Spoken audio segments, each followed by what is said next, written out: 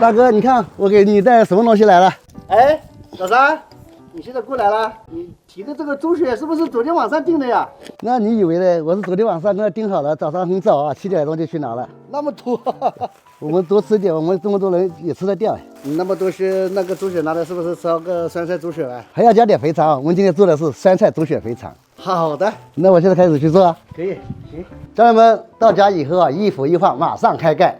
今天给大家分享的是酸菜猪血肥肠，这道是我们从小就吃到大的啊，特别喜欢的一道菜啊。它是属于我们这里啊特色的分炉菜啊。分炉菜其实我们这里的就是农村土灶结合烧出来的菜，而且要用分炉加上炭火，一边烧边吃的菜，才是真正地道的分炉。我们把这个酸菜给切下，像这种酸菜叶子，我们先不要，酸菜叶子留着，以后煮个面条、炒个饭什么啊。像这种酸菜啊，我们就把它一片片剥下来啊。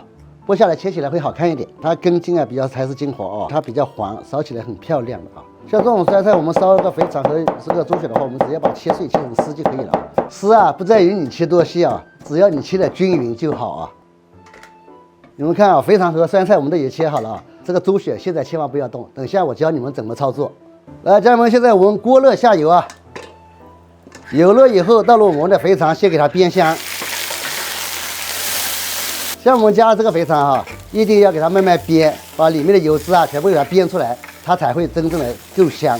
来，你们看一下，我们肥肠现在已经煸干了啊，煸干以后，我放了我们的小米辣还有姜蒜。来，我们酸菜继续跟着下锅。家人们，你看一下这个酸菜啊，我们一定要下锅炒，给它炒香啊。来，差不多炒这个程度哈，我们加入我们的料酒，加入的是我们当地的建关黄酒啊。哇，酒香和肥肠的酸菜味道一起扑鼻而来。来，在我们碗锅里哈，加入我们的开水，烧菜啊尽量用开水啊。像这个菜哈，水不能加太多，因为它猪血啊它是不吸那个水分的啊。加完水之后啊，我们给它简单调个味，放入我们的鸡精、味精，再来一点点生抽，再加入一点点蚝油，最后再来点胡椒粉。胡椒粉啊，主要起到去腥的作用啊。来，接下来家人们，我们猪血神秘登场。我跟你说啊，这个猪血千万不要切，一定要用手撕，因为手撕啊，它每一个层次纤维哈，看出它一层层很容易入味。如果你用刀切的话哈，它进不了味，反而烧出来不好吃。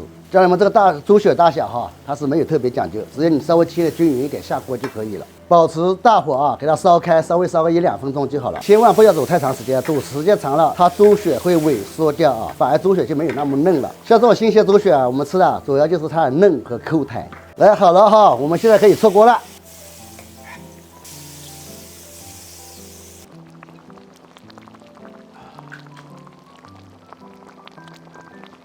酸菜猪血肥肠就已经做好了，大哥，我们一起尝一下，看一下还是不是小时候的味道哈，还是那个味啊。对，没变。